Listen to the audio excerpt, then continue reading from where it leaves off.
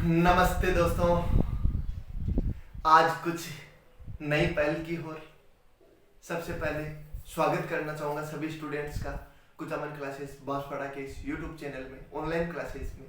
दोस्तों, सबसे पहले बिना वीडियो देखे वीडियो पे लाइक ठोक दीजिएगा, वीडियो को ज़्यादा से ज़्यादा शेयर कर दीजिएगा और कमेंट कर दीजिएगा वो देखने के बाद। और अगर किसी ने चैनल को सब्सक्राइब नहीं किया है तो वो जल्दी से जल्दी सब्सक्राइब भी कर दीजिएगा। क्यों?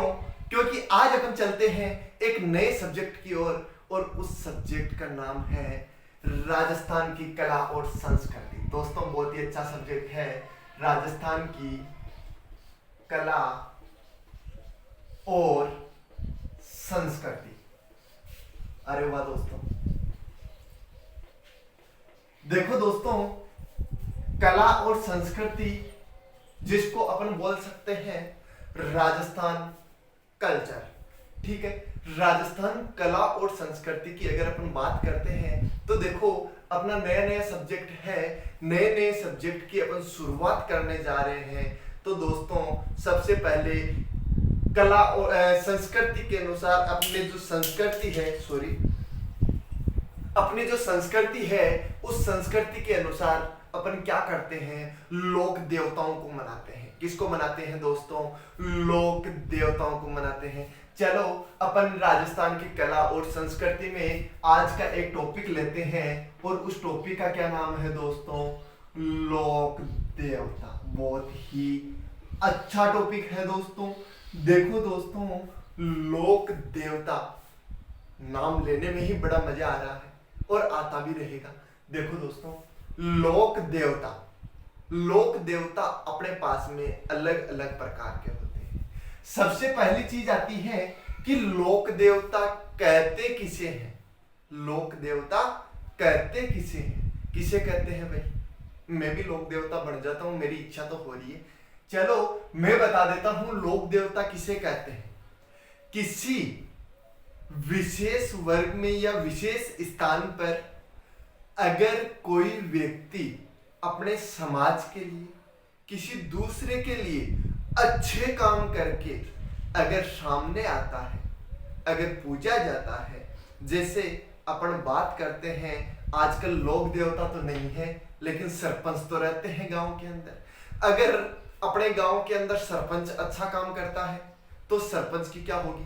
तारीफ होगी। अरे वाह, क्या सरपंच आया भाई, गांव में काम करवा दिया, मतलब बहुत अच्छा आदमी है।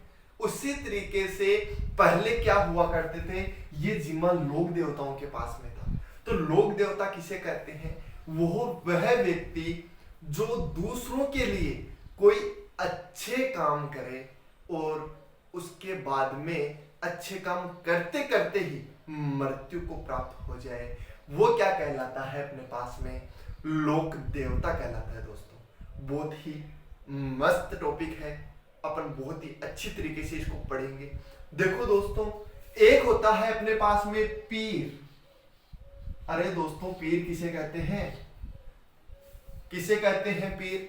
देखो दोस्तों, पीर कहते हैं अपने पास में जो लोक देवता होते हैं, उन लोक देवताओं को यदि मुस्लिम धर्म के लोग भी अगर पूछते हैं तो वो क्या कहलाते हैं?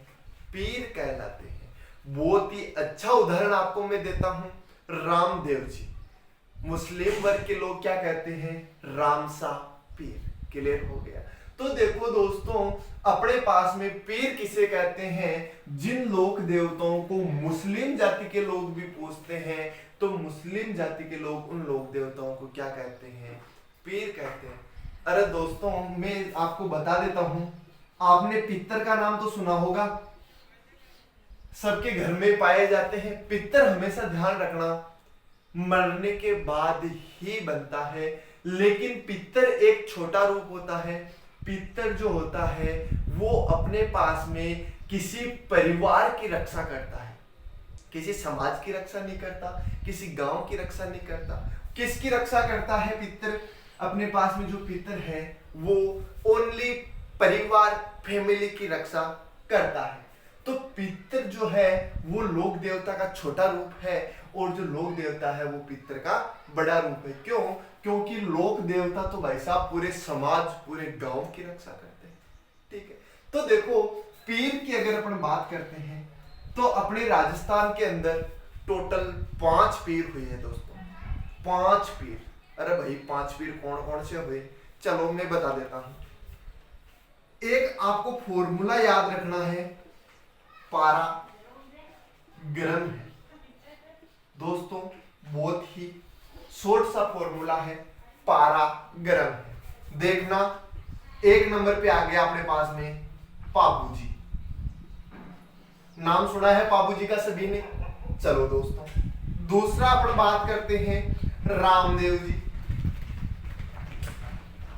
ये लो दोस्तों रामदेव जी। तीसरा अपन बात करते हैं गोगा जी, लो दोस्तों गोगा जी। चौथा अपन बात करते हैं मैं का मतलब है मेहाजी मांगलिया, मेहाजी मांगलिया। ये लो दोस्तों, और अपने पास में 5वें लोक देवता आते हैं, है का मतलब होता है हड़बूजी। ये लीजिएगा दोस्तों हड़बूजी। हड़बूजी जो थे, मांगलिया, मेहाजी और हड़बूजी जो थे वो सांखला राजपूत थे। बड़ी बात तो यह आती है कि ये जो 5 पीर है, ये 5 पीर अपने पास में राजपूत वंश के थे। कौन से वंश के थे? राजपूत वंश के थे। और 5 के 5 कैसे थे? क्षत्रिय थे। ठीक है, क्लियर हो गया अपने पास में। 5 राजपूत थे और 5 के 5 क्षत्रिय थे। देखो दोस्तों, मेहाजी मांगलिया और हड़बूजी दोनों सांखला थे, सांखला राजपूत थे। लेकिन मेहाजी मांगलिया जो है वो शुरू से ही अपने ननिहाल में रहे थे, तो उस कारण से वो क्या लगाते थे? मांगलिया लगाते थे। क्या लगाते थे? मांगलिया लगाते थे। तो देखो दोस्तों, ये अपने पास में क्या हो गए? 5 पीर हो गए। देखो 5 पीरों से अपने पास में क्वेश्चन क्या उठता है, मैं बता देता हूं आपको। क्वेश्चन क्या उठता है, बहुत बार यही क्वेश्चन पूछा जाता है और पूछा भी गया और पूछा भी जाएगा। देखो दोस्तों, निम्नलिखित में से क्वेश्चन क्या पूछा जाता है? निम्नलिखित में से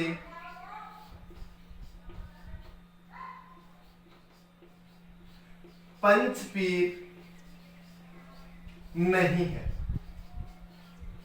यही क्वेश्चन उठ करके आता है। ऑप्शन क्या देता है? Option A Goga ji, option B Mehaji Mangaliya, option C Tejaji और ऑप्शन डी हड़बूजी। ये लो दोस्तों, क्वेश्चन क्या है? निम्न में से पंचपीर नहीं है। देखो दोस्तों, अधिकांशतः ऑप्शन में क्या आएगा? तेजाजी ही आएगा। हाँ, तेजाजी की जगह देवनारायण जी भी आ सकता है, बूरिया बाबा भी आ सकता है, और भी जो है देव बाबा है वो भी आ सकते हैं, तल्लीनाथ जी भी आ सकते हैं, मल्लीनाथ जी भी आ सकते हैं। जरूरी नहीं तेजाजी ही आए, लेकिन आज तक जो क्वेश्चन पूछा गया है उसके अंदर ऑप्शन में हमेशा तेजाजी ही मिला है। और कई बच्चे इसको क्या है गलत करके आ जाते हैं। क्यों? क्योंकि जो तेजाजी है वो बहुत ही प्रसिद्ध लोक देवता हुए हैं, उस कारण से वो क्या सोचते हैं कि भाई तेजाजी तो पंचपीरों में आने ही चाहिए, आने चाहिए। क्यों? क्योंकि बहुत ही प्रसिद्ध लोक देवता हुए हैं अपने पास में। दौड़िया जाति, जिनके पिताजी का नाम ताहड़ जी दौड़िया था। ठीक है, तो देखिएगा, इसलिए कई बच्चे ये नहीं करके आते हैं कि ये तो पंचपीरों में आते हैं, अपन को जो नहीं आता वो बताना है, तो वो मेहाजी मांगलिया या हड़बूजी या फिर गोगा जी में से एक करके आ जाते हैं और उनका क्या हो जाता है? आंसर गलत हो जाता है। देखो दोस्तों, जो गोगा जी है, देखो ये रहे अपने पास में गोगा जी, मेहाजी मांगलिया ये अपने पास में मेहाजी मांगलिया, हड़बूजी ये अपने पास में हड़बूजी, बचे कौन? तेजाजी। तो इसका राइट आंसर क्या हो जाएगा अपने पास में? तेजाजी हो जाएगा। आई चीज समझ में? इस तरीके से अपने पास में यही क्वेश्चन यहां से उठ करके अधिकांश बार पूछा जाता है दोस्तों। देखो दोस्तों, अपन आगे की तरफ चलते हैं। अगर लोक देवताओं के अंदर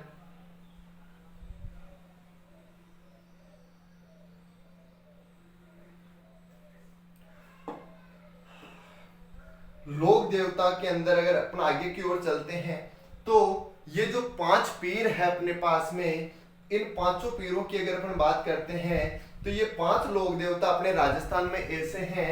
इन 5 को हिंदू धर्म के लोग भी पूजते हैं और मुस्लिम धर्म के लोग भी पूजते हैं। आई चीज समझ में। इसीलिए इन 5 को क्या कहा जाता है?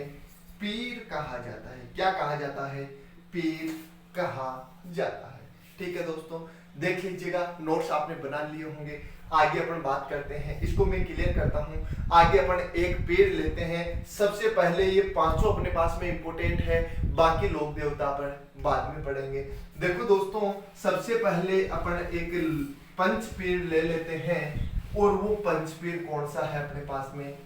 गोगा जी। अरे वाह, बड़ा ही अच्छा लोक देवता है। ये लीजिएगा दोस्तों, गोगा जी।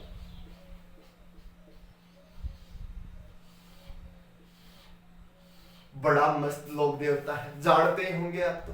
कहां के रहने वाले थे, कहां पर इनका जन्म हुआ था? दोस्तों बता देना चाहूंगा, चूरू जिले का नाम तो आपने सुना ही होगा। चूरू जिले के अंदर एक जगह है, गांव है, जिसका नाम है ददरेवा गांव। कौन सी तहसील में पड़ता है ददरेवा गांव? राजगढ़ तहसील में पड़ता है। ये लीजिएगा दोस्तों, राजगढ़ तहसील ददरेवा गांव, चूरू के गोगा जी रहने वाले थे। यहां पर इनका जन्म हुआ था। दोस्तों पूछ लिया जाए कि इनका जन्म कब हुआ था, तो इनका जन्म हुआ था 1003 विक्रम संवत। इस चीज का आप विशेष ध्यान रखना। 3 चीजें होती है, एक होती है हिजरी सन, हिजरी सन मुस्लिम धर्म में होती है, एक होती है शक संवत, एक होती है ईस्वी, और एक होती है विक्रम संवत।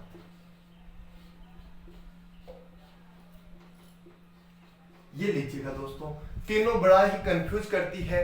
अपने पास में जो गोगा जी है, इनका जन्म कब हुआ था? 1003 विक्रम संवत में हुआ था। तो देखिएगा विक्रम संवत कौन सी है? 1003 है। तो देखो दोस्तों, अगर इन तीनों में से अपन को कोई भी एक दे रखी हो तो बाकी 2 कैसे निकालेंगे? जो ईस्वी है वो विक्रम संवत से 57 साल पीछे चलती है। मतलब जो विक्रम संवत है वो ईस्वी से कितने साल आगे चलती है?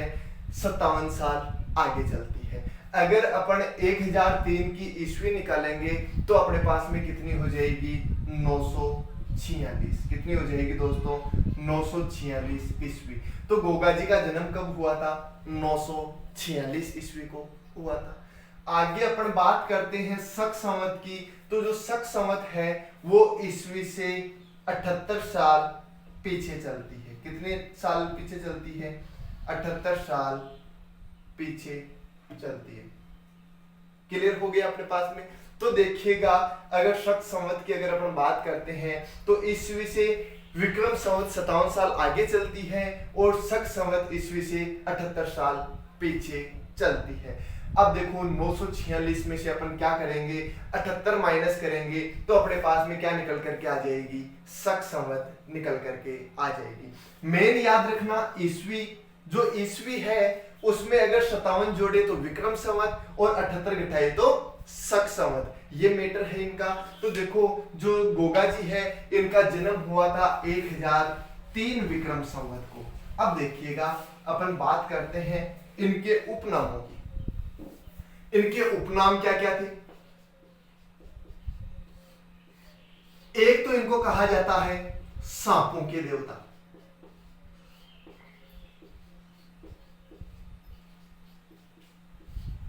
ये लीजिएगा दोस्तों।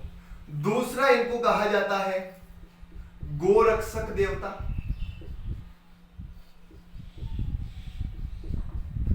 तीसरा इनको कहा जाता है अपने पास में जहां पीर। जहां पीर अगर अपन बोल सकते हैं, साथ में अपन इनको जिंदा पीर बोल सकते हैं, ये लीजिएगा जिंदा पीर। देखो पीर मरने के बाद में बनते हैं, लेकिन गोगा जी को क्या कहा गया है, जिंदा पीर कहा गया है। और साथ ही साथ के अंदर अपन क्या बोल सकते हैं इनको, पंच पीरों के अंदर ये सम्मिलित है ही अपने पास में। क्लियर हो गया, जहां पीर हो गया, जिंदा पीर हो गया, गो रक्षक देवता हो गया, और सांपों के देवता हो गया। ठीक है, सांपों के देवता किसे कहा जाता है दोस्तों, गोगा जी को कहा जाता है। क्यों कहा जाता है, देखो दोस्तों बात करते हैं। गोगा जी रहने वाले थे ददरेवा गांव, चूरू, राजगढ़ तहसील से। ठीक है, इनकी क्या है, शादी हो रही थी और इनकी पत्नी का नाम था केल्लम दे। क्या नाम था दोस्तों, केल्लम दे। केल्लम दे कहां के रहने वाले थी, कोलूमंड। कोलूमंड गांव का नाम है दोस्तों, कहां पर पड़ता है, फलोदी जोधपुर में पड़ता है। ये लीजिएगा दोस्तों, फलोदी जोधपुर। हो गई चीज के लिए। केल्लम दे इनकी पत्नी का नाम है। गोगा जी की शादी होने वाली थी, बारात लेकर के जा रहे थे गोगा जी। कहां से कहां जा रहे थे, ददरेवा से जोधपुर बारात लेकर के जा रहे थे। ददरेवा से जोधपुर अपने पास में बारात लेकर के जा रहे थे।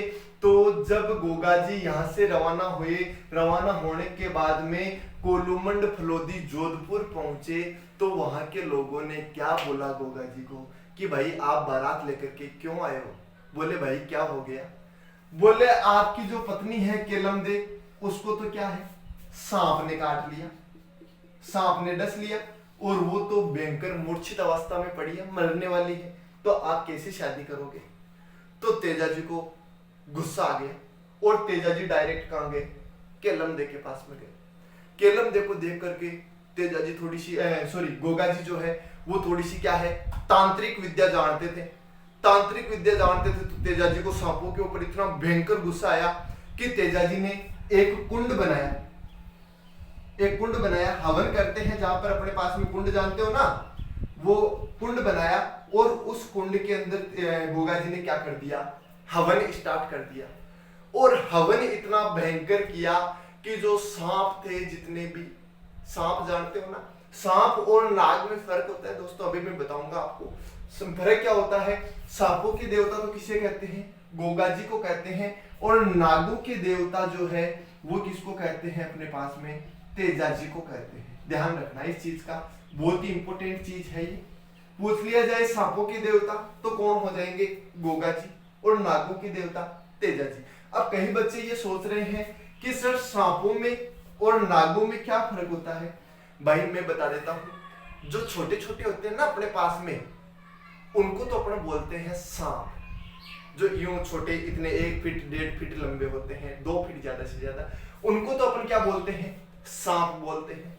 और नाग किसको बोलते हैं, वो अपने पास में काला वाला, और जो फण ताड़ता है, फण बनाता है, उसको अपन क्या बोलते हैं, नाग बोलते हैं। बहुत लंबा होता है ये तो देखिएगा वो अपने तेजा जी की कथा में आता है ना, नाग कालियो डस गयो जी। देखो मारवाड़ी गाना है, कईयों के समझ में आएगा, कईयों के नहीं आएगा, कोई बात नहीं। चलो, नाग अपने बोलते हैं जो फण बनाता है और जो कालिया होता है, ठीक है, तो उसको अपन बोलते हैं नाग। नागों के देवता तेजा जी को कहा जाता है, और सांपों के देवता गोगा जी को कहा जाता है। क्लियर हो गया।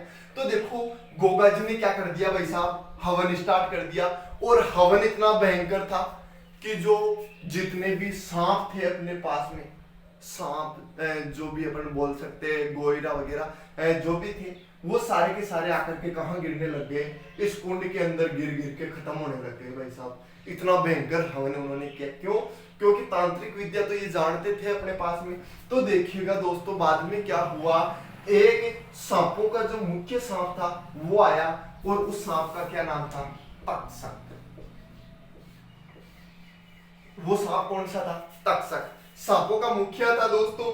तो देखो वो आया तेजा जी के पास में, बोले अरे भाई साहब आप ऐसे क्या कर रहे हो, आप तो मेरा पूरा वंश ही खत्म कर दोगे इस तरीके से, ऐसे हवन करके। भाई मेरे पास में कौन बचेगा, मेरा तो पूरा वंश ही खत्म कर दोगे आप, यहीं पे आगे जाने की कहीं जरूरी नहीं पड़ेगी। तो तक्षक ने बोला, गोगा जी ने बोला भाई मैं क्या करूं, मेरी पत्नी को डसा है आपने, मैं क्या कर सकता हूँ, मैं कैसे रहूंगा उसके बिना। तो देखो तक्षक ने कहा कि चलो ठीक है, आप इस हवन को बंद कर दीजिएगा, मैं आपकी पत्नी को वापस जिंदा कर दूंगा। तो गोगा जी ने बोला भाई तू सांप है, मेरे को तेरे ऊपर भरोसा नहीं, तो एक काम कर, पहले जा मेरी पत्नी के पास में और उसको जिंदा कर दे, और उसके बाद में मैं ये हवन बंद कर दूंगा। तो जो तक्षक नाग था वो दौड़ करके कहाँ पे गया, केलम दे के पास में गया, और केलम दे को वापस उसका जो जहर था वो वापस चूस करके उसको क्या कर दिया, जिंदा कर दिया। और साथ ही साथ के अंदर उस टाइम पे गोगा जी ने वो हवन जो था वो बंद कर दिया, और उसके बाद में तक्षक नाग तक्षक ने तेजा जी को एक वरदान दिया था, और उस वरदान में क्या कहा था दोस्तों, यही कहा था कि आज के बाद में अगर किसी को भी सांप डस लेता है, और वो सांप डसने के बाद में यदि जहां कहीं भी आपका मंदिर होगा, उस मंदिर को अपन बोलते हैं मेड़ी, गोगा जी के मंदिर को क्या बोलते हैं, मेड़ी बोलते हैं।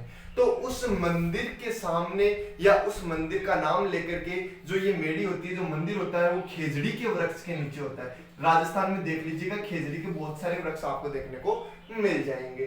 तो क्या हुआ, खेजड़ी के वृक्ष के नीचे इनका मंदिर होता है दोस्तों। और साथ ही साथ के अंदर तक्षक ने क्या कहा कि अगर किसी को सांप डस लेता है, सांप काट लेता है, और अगर वो दूर खड़े ही यदि आपका नाम लेता है, तो उसका जो जहर है वो कम हो जाएगा और वो उससे मृत्यु से बच जाएगा। इसीलिए क्या करते हैं, गोगा जी को सांपों के देवता के रूप में पूजते हैं। अब बात करते हैं गोरक्षक देवता के रूप में। किसके रूप में, गोरक्षक देवता के रूप में। और जहां पीर या फिर जिंदा पीर क्यों कहते हैं इनको, चलो दोस्तों देख लेते हैं।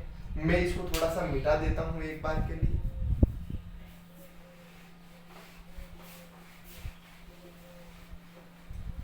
जहां पीर या जिंदा पीर, इतना ही मिटा देता हूं। ये लो दोस्तों, अब देखो ये अपने पास में भारत है, ये अपने पास में भारत हो गया, इस तरीके से है अपने पास में, ये लीजिएगा। यहां पर ये क्या है अपने पास में, पाकिस्तान है। यहां पर ये वाला क्या है अपने पास में, अफगानिस्तान। ठीक, अफगानिस्तान के अंदर ये अफगानिस्तान हो गया, ये पाकिस्तान हो गया। ठीक है, अफगानिस्तान के अंदर एक स्थान है गजनी। भाई बहुत ही भयंकर स्थान है गजनी तो अपने पास में। गजनी का एक शासक हुआ था जिसका नाम था महमूद गजनबी। अरे भाई महमूद गजनबी बड़ा ही भयंकर शासक था भाई साहब। महमूद गजनबी ने, इतिहास की बात बताता हूं, महमूद गजनबी ने भारत के ऊपर टोटल 17 बार आक्रमण किया था। कितनी बार आक्रमण किया था दोस्तों, 17 बार आक्रमण किया था। हो गई चीज क्लियर। तो देखिएगा दोस्तों, गजनी का एक शासक था महमूद गजनबी, उसने टोटल 17 बार आक्रमण किया था। ये कोई ज्यादा इंपोर्टेंट नहीं है, इंपोर्टेंट यही पूछ लिया जाता है कि महमूद गजनबी ने भारत पर कितनी बार आक्रमण किया था। कितनी बार किया था, 17 बार। भाई पहला आक्रमण कर दिया, दूसरा कर दिया, तीसरा कर दिया, चौथा कर दिया। कौन से आक्रमण तक पहुंच गया ये, 15वें आक्रमण तक पहुंच गया। एक ध्यान रखना, एक महमूद गजनबी हुआ था, एक महमूद गोरी भी हुआ था। दोनों के अंदर कभी कंफ्यूज मत हो जाना, महमूद गजनबी और महमूद गोरी। ठीक है, तो देखिएगा महमूद गजनबी ने, गजनी का शासक था, आकर के क्या किया, भारत के अंदर यहाँ पर एक राज्य पड़ता है जिसका नाम क्या है, गुजरात है भाई साहब। गुजरात के अंदर एक मंदिर था अपने पास में, मंदिर बना ही देता हूं मैं आपके पास में। ये लो दोस्तों, ये अपने पास में क्या है, एक मंदिर था, और उस मंदिर का क्या नाम था, सोमनाथ। नाम तो आपने सुना ही होगा, सोमनाथ मंदिर। तो उसने जो 15वां आक्रमण है महमूद गजनबी ने, वो कौन से मंदिर पर किया, सोमनाथ मंदिर के ऊपर किया। और सोमनाथ मंदिर के अंदर जितने भी सोने जेवर चांदी जो भी थे अपने पास में, वो सारे के सारे अपने हाथी घोड़े गधे सबके ऊपर लाद लिए भाई, सब के सब उसके पास जो सामान था सबको उसने सोने चांदी से भर लिया, सोने चांदी पैसों से, ठीक है, भर तो लिया। साथ में अब वापस निकला, यहाँ से वापस निकला तो अपने पास में यहाँ पर क्या पड़ता है, राजस्थान पड़ता है भाई। उसको तो वापस सीधा कहाँ जाना है, गजनी जाना है, लेकिन राजस्थान होते हुए वो गजनी जा रहा था। राजस्थान होते हुए वो गजनी जा रहा था तो राजस्थान के अंदर एक जिला पड़ता है भाई साहब, उस जिले का क्या नाम है, चूरू। ये लीजिएगा, चूरू हो गया अपने पास में। चूरू के साथ के अंदर अगर अपन बात करते हैं तो देखो, चूरू के अंदर जब महमूद गजनबी पहुंचा तो ये बताया जाता है कि महमूद गजनबी की जो सेना थी, बड़ी सारी सेना थी, तो उसके पास में राशन पानी खत्म हो गया भाई साहब, खाने पीने का सामान खत्म हो गया, राशन पानी खत्म हो गया। तो महमूद गजनबी ने क्या कहा चूरू जिले में कि आप एक काम करो, यहाँ पर जितनी भी गायें हैं उन गायों को इकट्ठा करो और अपन गजनी पहुंचेंगे तब तक उन गायों को काट काट करके खाया करेंगे। उसके साथ में गोगा जी के 2 पुत्र थे। ऐसा बताया जाता है कि गोगा जी के टोटल 62 तो थे भतीजे और 46 थे पुत्र, ठीक है। तो देखो अपने पास में गोगा जी के ही 2 पुत्र थे, अर्जन और सर्जन। अर्जन और सर्जन, अर्जन और सर्जन की यदि अपन बात करते हैं तो अर्जन और सर्जन ने क्या किया, महमूद गजनबी का गायें इकट्ठी करने के अंदर सहयोग किया। इन्होंने गायें इकट्ठी करवा दी भाई साहब। अब गायें इकट्ठी करवा दी, उतने में खबर कहां तक पहुंच गई, मुख्यालय में पहुंच गई, गोगा जी के पास में पहुंच गई। तो गोगा जी ने अपने पुत्रों को क्या कहा कि भाई ऐसी सी बात है, गजनी को कोई आदमी आयो है और वो ढोंग गाया बेड़े कर लेट जा रहे हैं खाबा की खातर, मतलब गजनी का कोई शासक आया है और वो यहाँ से गायें इकट्ठी करके लेके जा रहा है खाने के लिए। भाई गोगा जी और उनके पुत्र भतीजे, बहुत सारी फैमिली थी, घर की सेना थी उनकी, तो रवाना हो गए दोस्तों, रवाना हो गए चूरू से। तो उनका पीछा करते करते कहां पर पहुंच गए, वो हनुमानगढ़। कहां पर पहुंच गए, हनुमानगढ़ पहुंच गए। हनुमानगढ़ में एक तहसील है नौहर तहसील, ठीक है। नौहर तहसील के अंदर क्या हुआ, गोगा जी थे, उन्होंने महमूद गजनबी से युद्ध किया। महमूद गजनबी से युद्ध किया तो आपको पता है गोगा जी जो है वो अपने पास में तांत्रिक विद्या तो जानते ही थे, तांत्रिक विद्या जानते थे। तो उन्होंने क्या किया, महमूद गजनबी के साथ सामने कभी उधर दिखाई दे रहे, कभी इधर दिखाई दे रहे, कभी ऊपर दिखाई दे रहे, भाई साहब बैंकर वाले करतब उन्होंने वहां पर मोहम्मद गजनबी को दिखाया। मोहम्मद गजनबी चकरा गया कि भाई क्या आदमी है।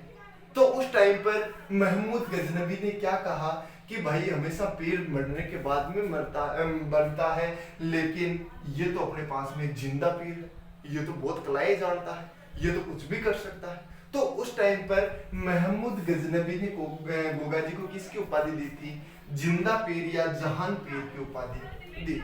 तो पता लग गया जहां पीर या जिंदा पीर किस तरीके से इनका नाम पड़ा। गोरक्षक देवता हनुमानगढ़ की नौहर तहसील के अंदर क्या हुआ, युद्ध हुआ और साथ ही साथ के अंदर क्या हुआ, यहाँ पर तेजाजी मारे गए थे। तो देखो तेजाजी का जो धड़ था वो तो कहां पर गिरा, हनुमानगढ़ की नौहर तहसील में गिरा। उसको किस नाम से जाना जाता है, धुरमेड़ी के नाम से जाना जाता है। किस नाम से जाना जाता है, धुरमेड़ी के नाम से जाना जाता है। और चूरू के ददरेवा के अंदर अपने पास में तेजाजी का सिर गिरा, इसलिए उसको क्या जाना जाता है, शीर्ष मेड़ी के नाम से जाना जाता है। ये कहानी है दोस्तों। तो देखो धुरमेड़ी नौहर तहसील हनुमानगढ़ तथा शीर्ष मेड़ी ददरेवा गांव चूरू के अंदर तेजाजी के गोगा जी के 2 प्रसिद्ध मंदिर बने हुए हैं। तो इस तरीके से अपने पास में क्या था, गोगा जी के ये उपनाम अपने पास में पड़े थे। हो गई बात क्लियर भाई। आगे देखो अपन गोगा जी की नेक्स्ट क्लास में बात करेंगे इनके पिताजी का नाम, इनकी पत्नी का नाम, इनकी माता का नाम, इनका जन्म कब हुआ, क्या क्या किया इन्होंने, क्या क्या नहीं किया, इनके गुरु का नाम, वो सारी चीजें अपन नेक्स्ट क्लास में पढ़ेंगे, क्योंकि ज्यादा लंबी क्लास में नहीं करना चाहता हूँ दोस्तों। जुड़े रहिएगा आप लोग कुचामन क्लासेस बांसवाड़ा से। आपको बहुत ही जल्द सभी सब्जेक्ट की क्लासें मैं अवेलेबल करवा दूंगा। वैसे अपने पास में 4-5 सब्जेक्ट की क्लासेस स्टार्ट हो गई है और बाकी जो रह रही है 1-2 वो भी मैं आपके स्टार्ट करवा दूंगा दोस्तों। लेकिन हाँ, आप इस वीडियो को ज़्यादा से ज़्यादा शेयर कीजिएगा और कमेंट करके ज़रूर बताइएगा आपको वीडियो कैसा लगा, और साथ ही साथ के अंदर आप लाइक कर दीजिएगा, और इसको अगर अभी तक सब्सक्राइब नहीं किया है तो दोस्तों सब्सक्राइब कर दीजिएगा। धन्यवाद दोस्तों, मिलते हैं नेक्स्ट क्लास में।